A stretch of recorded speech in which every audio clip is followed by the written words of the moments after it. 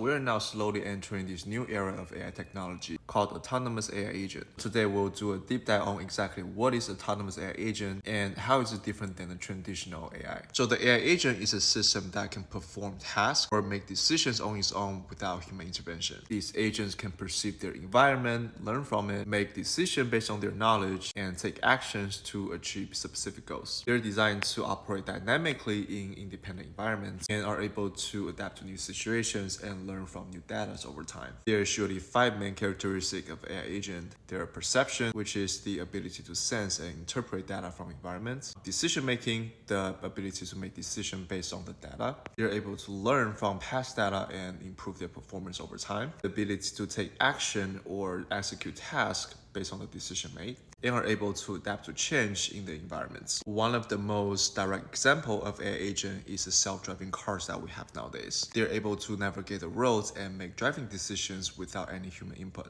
Comparing to the traditional AI, one of the biggest differences is that AI agents are able to execute tasks on its own. Traditional AI also often operate in an environment where the rules are already established, versus AI agent usually operates in an environment that are much more dynamic. Alright, that's it for today. I hope it helps. Peace.